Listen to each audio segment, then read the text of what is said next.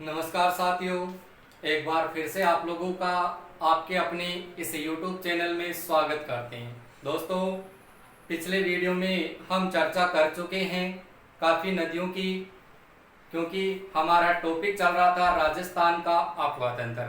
और अफवाह तंत्र में अरब सागरीय अफवाह तंत्र को पढ़ रहे थे कि राजस्थान में अरब सागरीय अफवाह तंत्र में कौन कौन सी नदियाँ आती है, जिसमें हमने खंबात की खाड़ी में गिरने वाली नदियों की चर्चा है वो कर ली।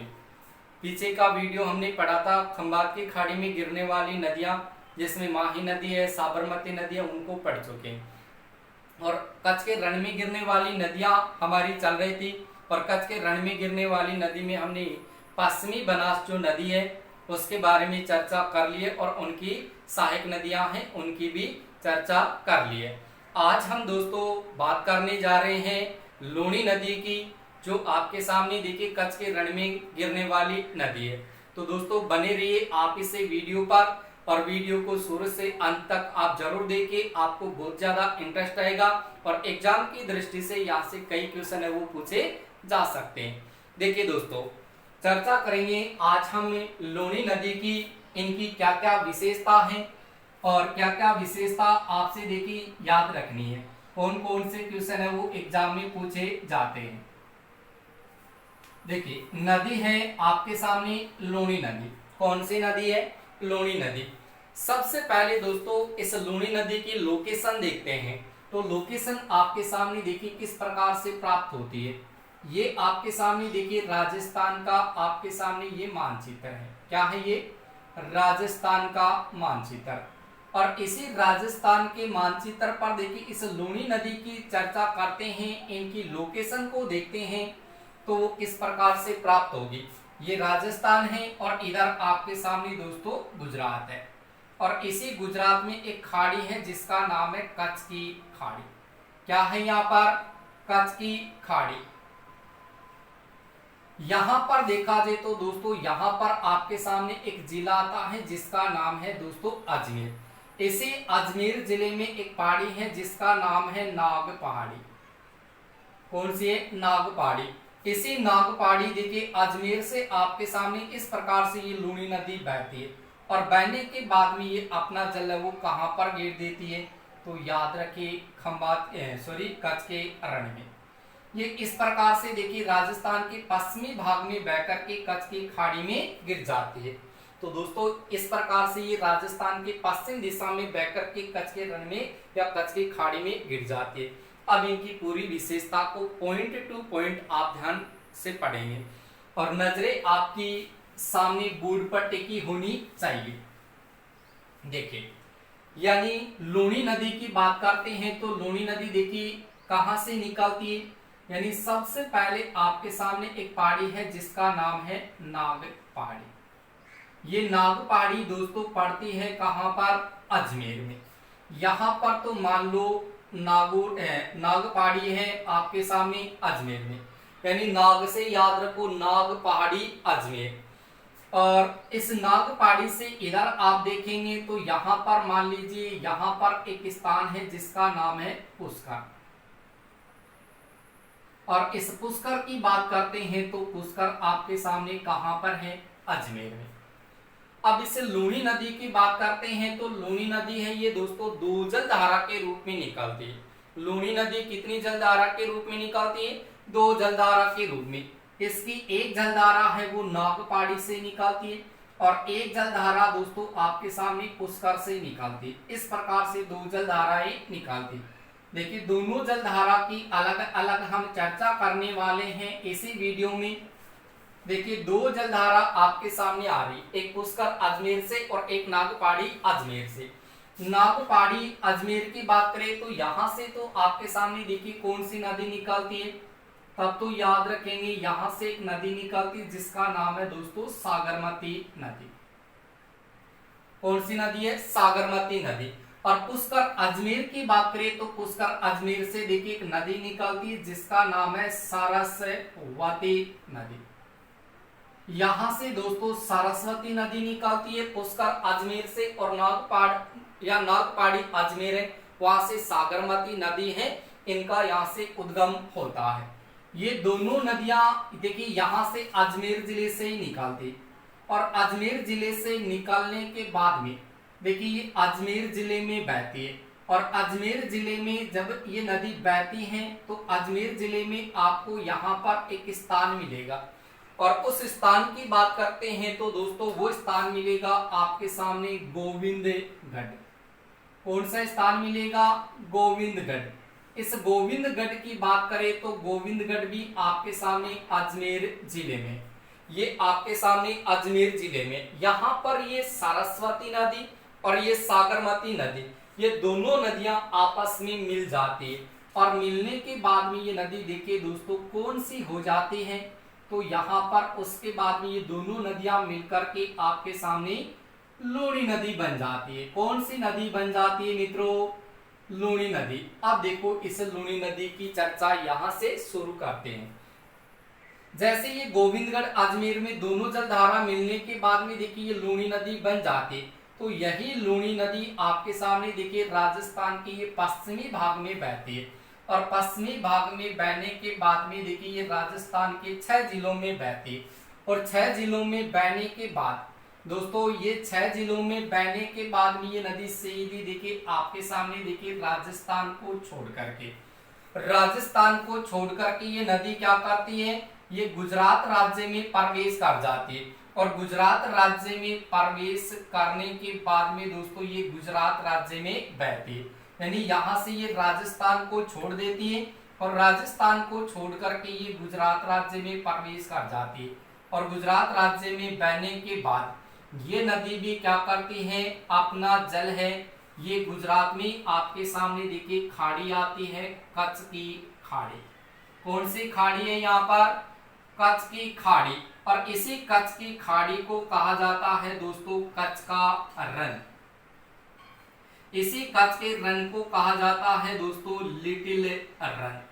यहाँ पर ये नदी अपना जल है वो देखिए यहाँ पर एक साथ अपना जल है वो कहां पर गिर रही है, तो याद रखिए दोस्तों कच्छ की खाड़ी में या कच्छ का रण है वहां पर ये नदी अपना जल गिरती है। यहाँ से देखिए जैसे ये अजमेर जिले से निकलती है, तो अजमेर जिले से निकलने के बाद में देखिए ये लूणी नदी कौन से जिले में प्रवेश करेगी, तो यहाँ पर देखिए मैं आपको एक एक जिला करके बताऊंगा, क्योंकि कई बार उद्गम से बहाव की ओर आपसे जिले पूछे जा सकते हैं, या फिर ऐसे पूछा जा सकता है कि लूणी नदी कौन से जिले में नहीं बहती है, कौन से जिले में बहती है, तो ऐसी चर्चा आपसे एग्जाम में कर सकता है। क्वेश्चन है वो कई तरीके से पूछा जा सकता है। देखो अजमेर से निकली, अजमेर में ये लूणी नदी गोविंदगढ़ में देखिए लूणी नदी बन जाती है। ये लूणी नदी यहाँ से बहने के बाद में अजमेर से चली जाती है दोस्तों देखिए कहां पर? नागौर जिले में, और नागौर जिले में बहने के बाद में देखिए दोस्तों ये नदी कहां प्रवेश कर जाती है, तो याद रखेंगे जोधपुर जिले में, और जोधपुर जिले में बहने के बाद में देखिए दोस्तों ये कौन से जिले में प्रवेश करती है? पाली जिले में, और पाली जिले के बाद में ये नदी कहां प्रवेश कर जाती है? बाड़मेर जिले में, और बाड़मेर जिले में बहने के बाद में दोस्तों ये नदी प्रवेश करती है राजस्थान के जालोर जिले में। तो यहाँ से आप लोग ध्यान कर सकते हैं, यानी पहला जिला आपके सामने देखिए यहाँ पर तो आ गया अजमेर जिला, अजमेर में बहती है, नागौर में बहती है, जोधपुर में बहती है, पाली में बहती है, बाड़मेर में बहती है, जालोर में बहती है, यानी यहाँ पर पहले आ गया अजमेर, दूसरे नंबर पर आ गया नागौर, तीसरे नंबर पर आ गया जोधपुर, चौथे नंबर पर आ गया पाली, पांचवें नंबर पर आ गया बाड़मेर, और छठे नंबर पर आ गया जालोर।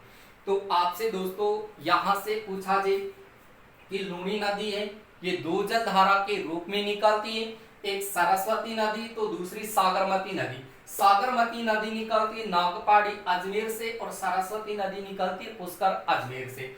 वहां से दोनों जलधारा एक साथ चलती है, और गोविंदगढ़ अजमेर में दोनों जलधारा आपस में मिल जाती है, और मिलने के बाद में ये नदी कौन सी नदी हो जाती है दोस्तों, तो यहाँ से आप देख सकते हैं ये लूणी नदी बन जाती है। यही लूणी नदी राजस्थान के 6 जिलों में बहती है। 6 जिलों में देखा जाए तो अजमेर, नागौर, जोधपुर, पाली, बाड़मेर, जालोर, वहां पर बहने के बाद में ये नदी गुजरात राज्य में बहती है, और गुजरात में आकर के आपके सामने देखिए यहाँ पर कच्छ की खाड़ी में आकर के गिर जाती है। इस प्रकार से ये कच्छ की खाड़ी या कच्छ का रण है वहां पर गिर जाती। अब देखिए इस लूनी नदी की बात करते हैं तो ये लूनी नदी आपके सामने देखिए पश्चिमी राजस्थान की बात करें, यानी पश्चिमी राजस्थान की बात करें तो ये पश्चिमी राजस्थान की सबसे लंबी नदी है। पश्चिमी राजस्थान की सबसे लंबी नदी कौन सी है? तो सबसे लंबी नदी आपकी ये लूनी नदी है। और इसी लूनी नदी की बात करें तो लूनी नदी को देखिए किस किस उपनाम से पुकारा जाता है। तो यहां से देखिए पॉइंट टू पॉइंट आप ध्यान रखेंगे। लूनी नदी है, इस लूनी नदी को कहा जाता है लवणवती नदी। देखिए दोस्तों लूनी नदी को कहा जाता है लवणवती नदी। लवणवती नदी के अलावा कहा जाता है इसको मरु गंगा। क्या कहा जाता है? मरु गंगा। इसी नदी को कहा जाता है दोस्तों मरुस्थल की गंगा। इसको कहा जाता है मरुस्थल की गंगा। इसी नदी को कहा जाता है दोस्तों मरु आसा। देखो दोस्तों यहां से देखेंगे तो इस नदी को लवणवती नदी भी कहा जाता है, इसको मरु गंगा भी कहा जाता है, इसको मरुस्थल की गंगा भी कहा जाता है, इसको मरु आसा भी कहा जाता है। और इसी नदी को कहा जाता है दोस्तों रेगिस्तान की जीवन रेखा। रेगिस्तान की जीवन रेखा, इस नदी को रेगिस्तान की जीवन रेखा कहा जाता है। तो यहाँ पर दोस्तों याद रखिए रेगिस्तान की जीवन रेखा, मरुआसा, मरुस्थल की गंगा, मरुगंगा और लवणवती नदी है, ये लूनी नदी को कहा जाता। लेकिन दोस्तों यहां से आपसे देखिए पॉइंट टू पॉइंट और क्वेश्चन पूछा जाएगा। नदी आपकी चल रही है लूनी नदी, नदी दोस्तों आपकी चल रही है लूनी नदी। तो यहां से कहेगा कि लूनी नदी को इसके उद्गम स्थल पर क्या कहा जाता है, यानी उद्गम स्थल की बात करें तो उद्गम स्थल पर इसको क्या कहा जाता है? तो याद रखिए आप सागरमती नदी। उद्गम स्थल पर लूनी नदी को कहा जाता है सागरमती नदी। इसी लूनी नदी को दोस्तों पुष्कर की बात करें, जो अजमेर जिले का भाग है वहां पर इस नदी को कहा जाता है दोस्तों साकरी नदी। क्या कहा जाता है? पुष्कर में इस नदी को साकरी नदी कहा जाता है। ये उपनाम जरूर ध्यान रखेंगे आप दोस्तों। लूनी नदी को उद्गम स्थल पर कहा जाता है सागरमती नदी और लूनी नदी को पुष्कर में कहा जाता है साकरी नदी। तो यहाँ से उद्गम स्थल पर सागरमती और पुष्कर में इसको साकरी नदी कहा जाता है। उसके बाद में देखिए दोस्तों, यानी जालोर जिले की बात करें तो जालोर जिले में इस नदी को कहा जाता है आपके सामने देखो रेल नदी या नाड़ा नदी। यानी जालोर जिले की बात करते हैं तो जालोर जिले में इस लूनी नदी को रेल या नाड़ा नदी के नाम से पुकारा जाता है। ठीक है, इसके अलावा देखिए इसी लूनी नदी को आपके सामने खारी व मीठी नदी के नाम से भी पुकारा जाता है, या कह सकते मीठी व खारी नदी। कौन सी नदी को मीठी व खारी नदी कहा जाता है? तो मीठी व खारी नदी भी लूनी नदी को ही कहा जाता है। अब दोस्तों आप यहां से लूनी नदी के सारे उपनाम याद कर सकते हो। लूनी नदी को उद्गम स्थल पर सागरमती नदी कहा जाता है, पुष्कर में इसको साकरी नदी कहा जाता है, लूनी नदी को मीठी व खारी नदी कहा जाता है, इसी लूनी नदी को रेगिस्तान की जीवन रेखा कहा जाता है, इसी लूनी नदी को मरुस्थल की गंगा कहा जाता है, इसी लूनी नदी को मरुगंगा कहा जाता है, इसी लूनी नदी को मरुआसा कहा जाता है, इसी लूनी नदी को लवणवती नदी कहा जाता है। ये लूनी नदी आपके सामने पश्चिमी राजस्थान की सबसे लंबी नदी है। क्लियर हुई इतनी बात? उसके बाद में देखो दोस्तों आगे चर्चा करते हैं इसी लूनी नदी की। इस लूनी नदी को मीठी व खारी नदी क्यों कहा जाता है? तो दोस्तों जैसे ये पुष्कर अजमेर और नागपाड़ी से निकल करके आती है, जैसे आती है तो ये राजस्थान के जब बाड़मेर जिले में प्रवेश कर जाती है तो बाड़मेर जिले में आपके सामने देखिए इस नदी के किनारे पर एक झील है। यानी इस नदी के किनारे की बात करें तो इस नदी के किनारे पर आपके सामने देखिए प्रसिद्ध झील आती है और उस झील का नाम है आपके सामने पंचपदरा झील। कौन सी झील आती है दोस्तों? पंचपदरा झील। ये पंचपदरा झील आपके सामने देखिए कहां पर है? तो याद रखेंगे बालोतरा में। और बालोतरा आपके सामने कौन से जिले में दोस्तों? बाड़मेर जिले में। जैसे ये लूनी नदी यहाँ से निकल करके इस पंचपदरा झील यानी बालोतरा बाड़मेर के पास पहुंचती है, तब तक इस नदी का जल देखिए कैसा रहता है दोस्तों। तो याद रखेंगे इसका जल है वो मीठा रहता है। इसका जल कैसे रहता है? मीठा रहता है। लेकिन उससे पंचपदरा झील के बाद में इस नदी का जल है वो दोस्तों कैसा हो जाता है? खारा हो जाता है। क्यों होता है? क्योंकि पंचपदरा झील की बात करें तो पंचपदरा झील से देखा जाए तो दोस्तों यहाँ पर एक जाति आती है खारवाल जनजाति। इस खारवाल जनजाति के द्वारा मोरली झाड़ी है, इस मोरली झाड़ी की टहनियों से यानी मोरली झाड़ी की टहनियों से यहाँ से देखिए नमक का उत्पादन है वो किया जाता है। और यहाँ से प्राप्त जो नमक है वो नमक समुद्री नमक से मिलता जुलता है और इस नमक में सोडियम क्लोराइड की मात्रा दोस्तों ज्यादा होती है। क्योंकि यहाँ पर लवणता की मात्रा ज्यादा होने के कारण इस नदी का जल है वो पहले मीठा रहता है, लेकिन जैसे इस झील के पास से ये प्रवेश करती है तो यहाँ पर लवणता की मात्रा देखिए क्या हो जाती है, यहाँ पर लवणता की मात्रा दोस्तों यहाँ पर ज्यादा हो जाती है। और ज्यादा होने के कारण इस नदी का पानी है वो कैसा हो जाता है?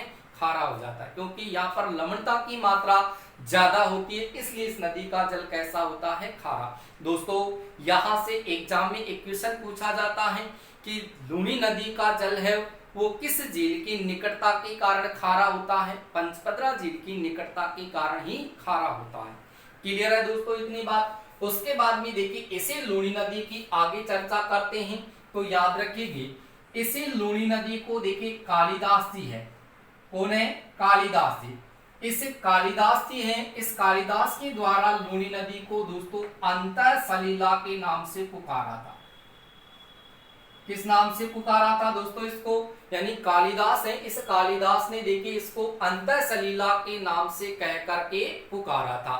लेकिन दोस्तों अगर कन्हैया लाल सेठिया की बात करें, किसकी? कन्हैया लाल सेठिया जी, यानी कन्हैया लाल सेठिया की बात करें तो कन्हैया लाल सेठिया ने इस लूनी नदी को देखिए गंगा नदी के जैसी बताया था। देखिए यहां से आपसे प्रश्न पूछ लिया जाए कि कालिदास है, इस कालिदास जी ने लूनी नदी को किस नाम की संज्ञा दी थी? अंतर सलीला की। किसी ने लूनी नदी को अंतर सलीला कहा था? कालिदास ने। तो क्वेश्चन को घुमा फिरा करके क्वेश्चन कैसे भी पूछा जा सकता है।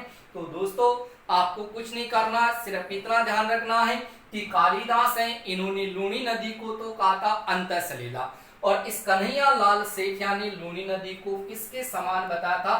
गंगा नदी के समान बताया था। इस कन्हैया लाल सेठिया ने बताया था अगर कि गंगा ही जाने, गंगा ही जाने, तो गंगा ही जाने गंगा के समान किस नदी को कहा गया था? लूनी नदी को कहा गया था।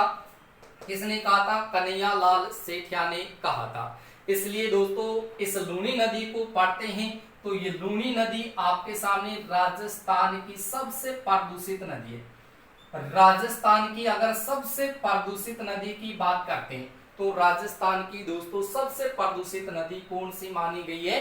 ये लूनी नदी मानी गई है। और यदि बात जब भारत की करते हैं तो भारत की सबसे प्रदूषित नदी की बात करते हैं तो वो नदी कौन सी मानी गई है? गंगा नदी मानी गई है। क्योंकि दोस्तों यहाँ पर इस गंगा नदी की और यमुना नदी की, ब्रह्मपुत्र नदी की, इनकी चर्चा हम दोस्तों इंडिया ज्योग्राफी जब हम पढ़ेंगे तो उसमें चर्चा करेंगे अपन। और इंडियन ज्योग्राफी भी मैं बहुत ही जल्दी शुरू करूंगा आप लोगों के लिए, तो आप बने रहिए इस चैनल पर। इंडियन ज्योग्राफी को भी इस तरीके से हम पढ़ेंगे, बहुत ही शानदार तरीके से। आपकी एग्जाम से पहले मैं आपका पूरा सिलेबस करवाने की कोशिश है वो करूंगा। तो राजस्थान की सबसे प्रदूषित नदी कौन सी हुई दोस्तों? लूनी नदी। और भारत की सबसे प्रदूषित नदी कौन सी हुई? गंगा नदी। क्लियर हुई इतनी बात? उसके बाद में देखिए दोस्तों पॉइंट टू पॉइंट ही आपको चलना है। यानी इस लूनी नदी की बात करते हैं, लूनी नदी की बात करते हैं तो लूनी नदी का देखिए आपके सामने अपवाह क्षेत्र पूछ लिया जी। लूनी नदी का जो अपवाह क्षेत्र है वो क्षेत्र कौन सा कहलाता है?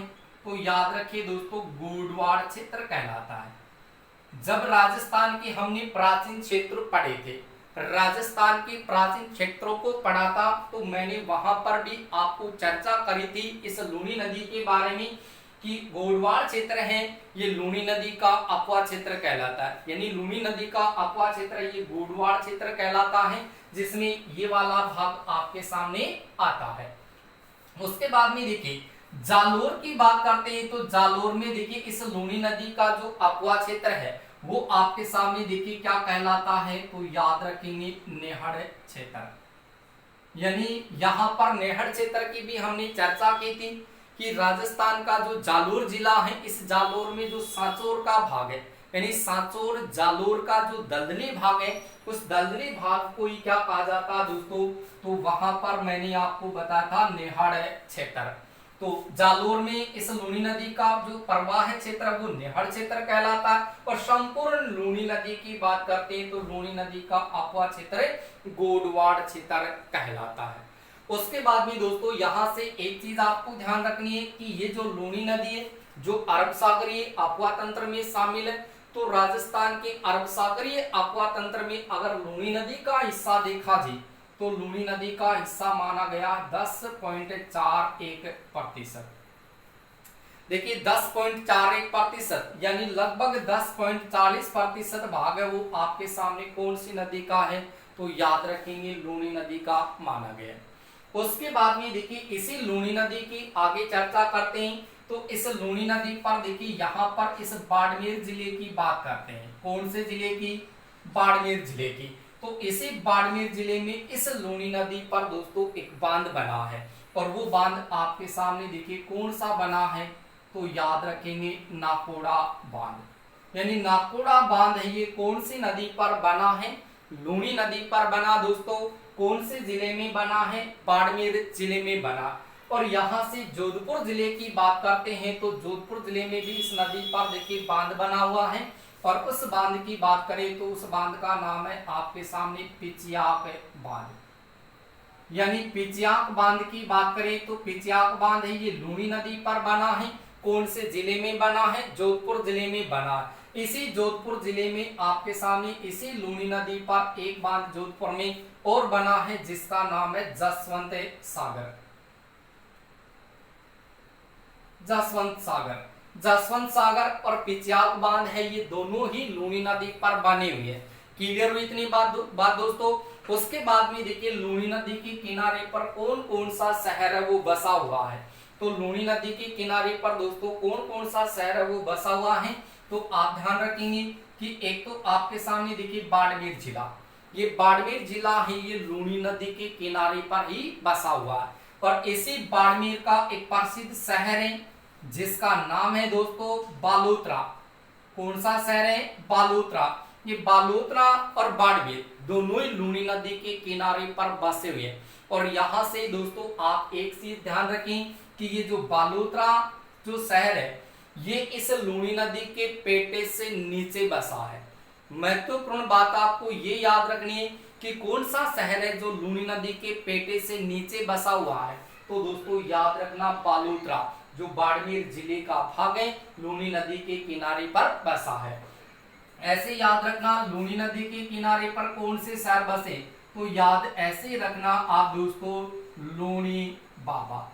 कौन सा बाबा, याद रखना इस बाबा को लूनी बाबा। तो लूनी बाबा का मतलब लूनी से तो हो जाएगा लूनी नदी, और बाबा का मतलब बा से बालोतरा, और बा से हो जाएगा बाड़मेर।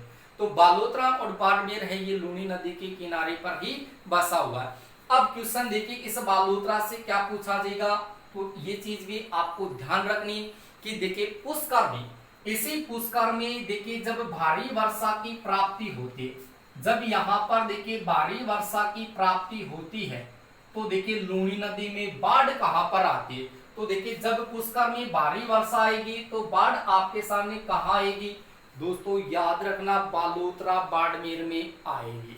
क्वेश्चन आपसे पूछा जाएगा कि जब लूनी नदी में भारी वर्षा की प्राप्ति हो रही हो या पुष्कर में जब भारी वर्षा की प्राप्ति हो रही हो तो बाढ़ कहाँ आएगी, तो लूनी नदी में बाढ़ की जाएगी बालोतरा में आएगी, कठावेगी बालोतरा बाड़मेर में आ जाएगी। अब देखो यहां से क्वेश्चन पूछा जाएगा, देखिए इस जालोर जिले की, बाड़मेर जिले की, जोधपुर जिलों की बात करते हैं नागौर जिलों की इनकी बात करते हैं तो यहाँ पर देखिए मरुस्थल का भाग है, ये नदी मरुस्थल में बहती है। इसीलिए तो दोस्तों मैंने कहा था देखिए इसको मरुगंगा, मरुस्थल की गंगा कहा जाता है, इसको मरुस्थल की रेगिस्तान की जीवन रेखा कहा जाता है। मरुस्थल में जो पानी आता है वो इसके माध्यम से आता है। इसलिए यहाँ से ध्यान रखना कि इस वाले क्षेत्र की बात करें तो यहाँ पर देखिए वर्षा ज्यादा होती है और इधर वाले भाग में वर्षा वो कम होती है। तो यहाँ से एक इम्पोर्टेंट क्वेश्चन जो एग्जाम की दृष्टि से वेरी वेरी इंपोर्टेंट क्वेश्चन है दोस्तों, इसको ध्यान से सुनना। देखिए लूनी नदी का जो बहाव क्षेत्र है, लूनी नदी का जो बहाव क्षेत्र है ये उच्च वर्षा वाले क्षेत्रों से निम्न वर्षा वाले क्षेत्रों की ओर है।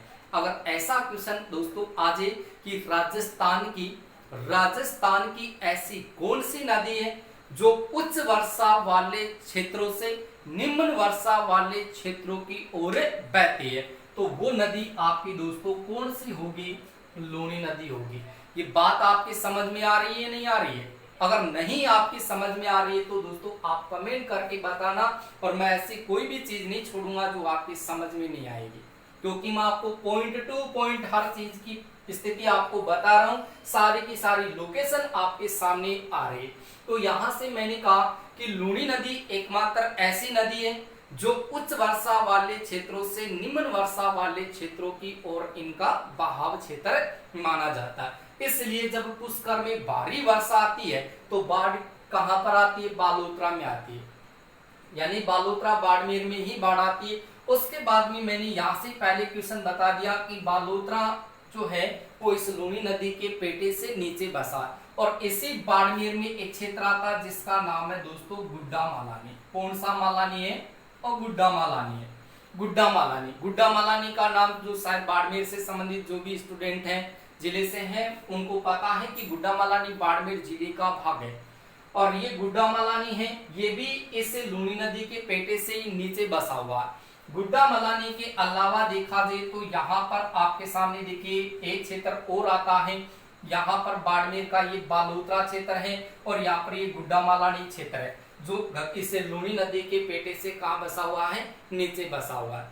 इस गुड्डा मालानी की बात करें जो बाड़मेर जिले का भाग है, इसी के पास में यहाँ से क्वेश्चन पूछा जाता है दोस्तों कि राजस्थान में गोडू का, देखिए राजस्थान में गोडू का तीर्थ स्थल, राजस्थान में गोडू का जो तीर्थ स्थल है, राजस्थान में जो गोडू का तीर्थ स्थल है, गोडू का तीर्थ स्थल, वो गोडू का तीर्थ स्थल किसे कहा जाता है? तो दोस्तों याद रखना आप आलम जी का धोरा, आलम जी का धोरा। तो आलम जी का धोरा है ये गुड्डा मालानी बाड़मेर का ही भाग है। तो यहाँ से आपसे पूछा जाए कि राजस्थान में गोडू का तीर्थ स्थल है, ये गुड्डा मालानी बाड़मेर में जो आलम जी का धोरा है इसी को कहा जाता है। तो इनकी भी आप यहाँ से स्थिति है वो याद करेंगे। तो दोस्तों ये तो आपके सामने लूनी नदी की पूरी स्थिति हुई है, इनका विस्तार हुआ है, इनका उद्गम स्थल हुआ है, इनकी संपूर्ण विशेषता हुई है कि कहां से निकलती है, कौन कौन से जिलों में बहती है, इनकी क्या क्या विशेषता। और आगे हम इस लूनी नदी की बात करेंगे इनकी सहायक नदियों की, कि लूनी नदी की कौन कौन सी सहायक नदी है, वो कहां से निकलती है, उनकी क्या क्या विशेषता है, वो कहां से निकल करके लूनी नदी में कहां पर आकर के मिलती है। तो इस लूनी नदी की दोस्तों जो भी सहायक नदी है उनकी अपन चर्चा करेंगे नेक्स्ट वीडियो में। तो बने रहिए दोस्तों आप इस चैनल पर, लगातार आप इस पर बने रहिए, आपको ऐसे ही वीडियो लगातार मिलते रहेंगे। और अभी तक आपने चैनल को सब्सक्राइब नहीं किया है तो प्लीज आप इस चैनल को सब्सक्राइब कर लीजिए और वीडियो को अधिक से अधिक अपने दोस्तों के साथ शेयर कीजिए। और दोस्तों इस वीडियो को आप लाइक करना नहीं भूलें। ठीक है दोस्तों, मिलते हैं नेक्स्ट वीडियो में। ठीक है, बने रहिए आप।